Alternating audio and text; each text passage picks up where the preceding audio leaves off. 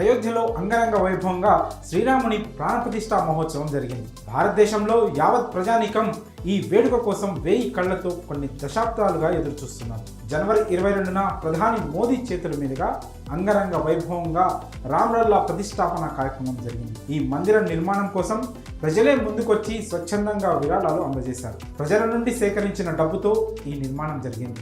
7 దశాబ్దాల వివాదాన్ని, ఓ సున్నితమైన అంశాన్ని సుప్రీంకోర్టు ఓ కొలిక్కి తేవడంతో అయోధ్య రామ మందిర నిర్మాణం సాఫీగా సాగింది. శ్రీరాముని మందిర నిర్మాణం కోసం 2021 జనవరి 14వ తేదీన విరాళ కార్యక్రమం చేపట్టి కేవలం 45 రోజుల పాటు ఈ ప్రక్రియను కొనసాగించింది రామ జన్మభూమి తీర్థక్షేత్ర. అదే ఏడాది ఫిబ్రవరి 27తో ఈ విరాళాల సేకరణ ప్రక్రియ ముగిసింది. మొత్తంగా 3500 కోట్ల రూపాయల విరాళాలు అందాయి. 10 కోట్ల మందికి పైగా విరాళాలు అందించారు.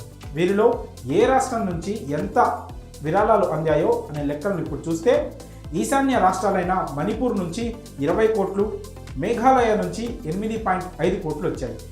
అరుణాచల్ ప్రదేశ్ నుంచి 4.5 కోట్లు, నాగాలాండ్ నుంచి 2.8 కోట్లు, మిజోరం నుంచి 2.1 కోటి అందాయి.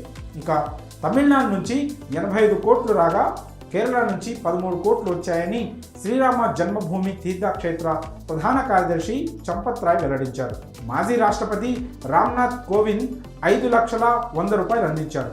అలాగే ఆయా రాష్ట్రాల ముఖ్యమంత్రులు, గవర్నర్లు కూడా తమకు తోచినంత నగదును విరాళంగా అందించారు. అయితే వ్యక్తిగతంగా చూస్తే గుజరాత్కు చెందిన ఆధ్యాత్మిక నేత మొరారి బాపు 13.5 కోట్ల రూపాయలను అందజేశారు. అంతేకాదు బ్రిటన్, కెనడా దేశాల నుంచి కూడా విరాళాలు వచ్చాయి. 8 కోట్లు వసూలయ్యాయి. అయోధ్యలో రామమందిర నిర్మాణం కోసం విరాళాలను ఏకకాలంలో సేకరించారు. 9 లక్షల మంది కార్యకర్తలు 1,75,000 బృందాలుగా విడిపోయి ఇంటింటికి వెళ్ళి ఈ నగదును సేకరించారు. ఇప్పటి వరకు 1,800 కోట్లను ఖర్చు చేశారు. మరి అయోధ్య రామమందిరం కోసం మీరు ఎంత విరాళం ఇచ్చారు? మీ ఊరిలో హైయెస్ట్ అమౌంట్ ఎంత? లాంటి వివరాలు మీకు తెలిస్తే ఆ అమౌంట్ను కామెంట్స్ రూపంలో తెలియజేయండి.